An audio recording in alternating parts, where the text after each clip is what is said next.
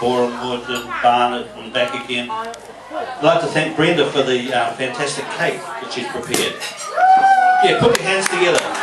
Applause.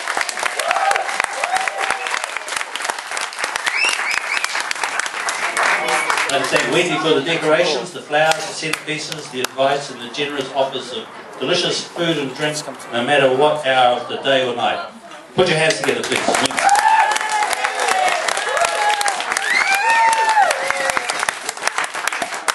Thank you. I'd like to thank Reverend Hall for all his guidance, CEO of Simply Catering in here, Barbara of Ferny Hill out the back there, and Mary Ann, mother of the bride, for making sure that everything was right for this great day. So put your hands together, Mary Ann.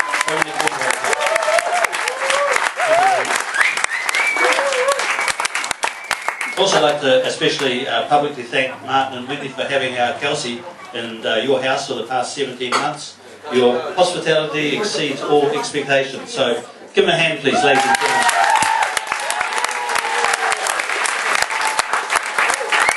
Thank you very much. I'll say a few words about our Kelsey. Kelsey has never looked better than she looks today, and I'm very proud of her. So, put your hands together for Kelsey.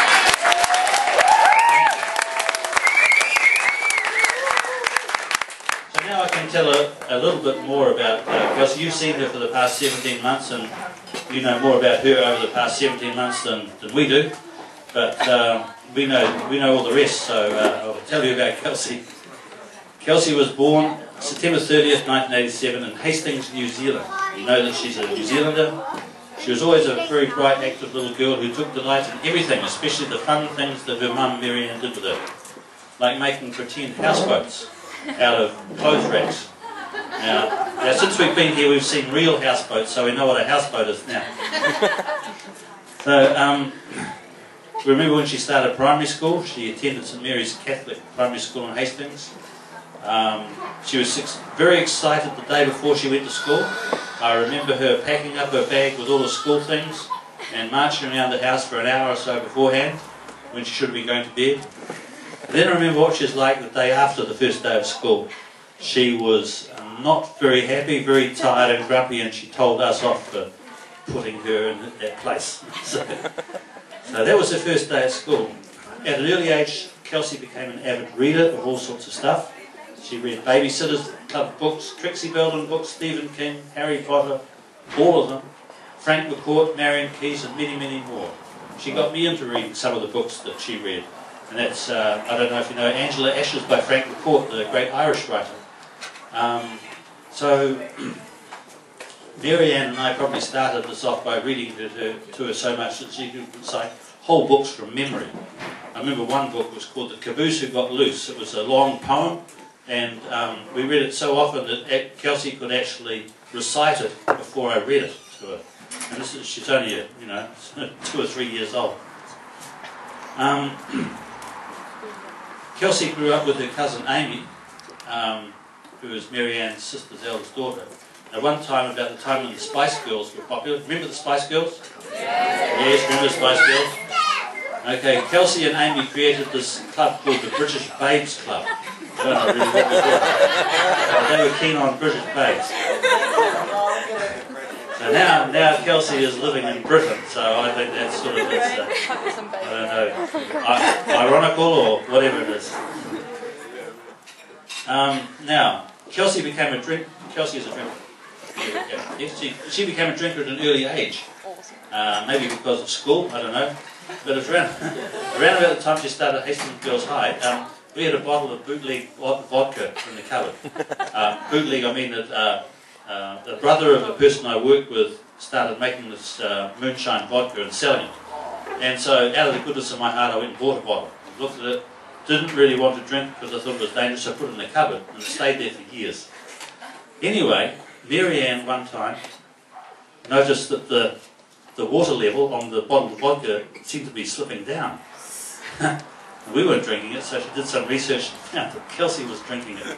And it makes a bit of sense that there was a couple of nights Kelsey was actually rolling around the floor. We now know she was actually rolling drunk. Which she should be doing. Homework. So anyway, we tipped out the vodka and replaced it with water, and that was the end of that. Now, Kelsey loves digital devices. Anybody who has a problem with a menu on any device, whether it's a cell phone or a laptop or anything like that, ask Kelsey and she'll probably sort it out for you.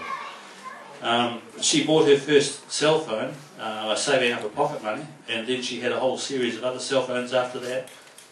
I bought her a laptop for university, but that was used more for browsing the internet rather than study work. Now at university, she spent 1 year at Victoria University in Wellington, which she passed all the papers and she did in religious education, classics, computer studies and various history courses. But she didn't like uni.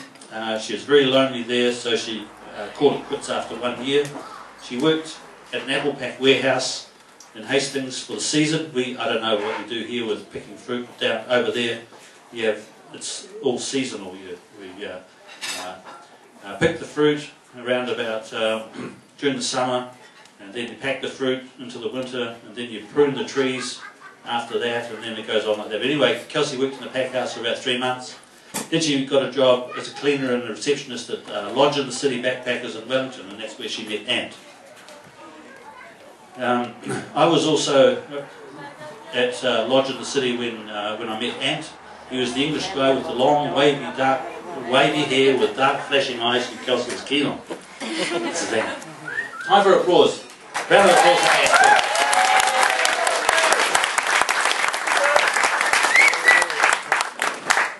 Now, Kelsey and Ant, they worked at the Lodge Backpackers, and then they decided, well, Ant had to come home. I think his visa was running out or something like that, and then Kelsey was wanting to travel, so they ended up travelling together. But before they travelled, they stayed with us for about 6 weeks in 2008.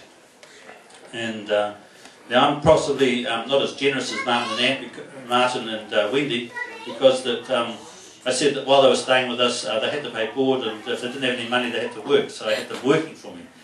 So they did all sorts of work. And the business that we were in is accommodation, so the sort of work they did was cleaning, painting, mowing lawns, all that sort of type of work. And I must say that the time they were there, I was able to get through a whole pile of deferred maintenance, a lot of work, a lot of painting that hadn't been done for a while. It was done while they were there.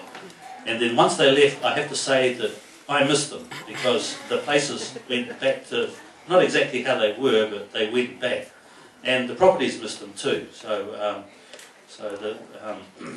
so I've worked with while Ant was there. I worked with Ant, and he told me what he wanted to do, and his expectations are not unrealistic. And at the moment, I say he's looking for a place to start. You know, with the hard time. It's a hard time around the world at the moment, but here in England it's a hard time. So I'd say Kelsey and Ant are good workers. The best gift to them at the moment would be a job. And there's a wide range of stuff that they can do. So if anybody's got a job for them, I can give them a glowing reference. Now, Father of the Bride's speech, I've got to say something about the significance of marriage. So this is my take on the significance of marriage. You've heard what the Reverend said today. So within a marriage, you experience all aspects of being human. I'm saying this based on my experience. You experience love for each other as a man and a woman. You bring new life into the world, so you experience parental love. And through becoming parents, you learn to appreciate your own parents. I won't say anything more about that. And as you raise your children, you come to understand your own childhood. So as you stand in a gathering such as this, you come to value your family, your own family and your spouse's family. So this is, I'd say this is what it means. Marriage is what it means to be human. You go through a marriage and a wedding, you go through all the stages. This is the essence of being a human being.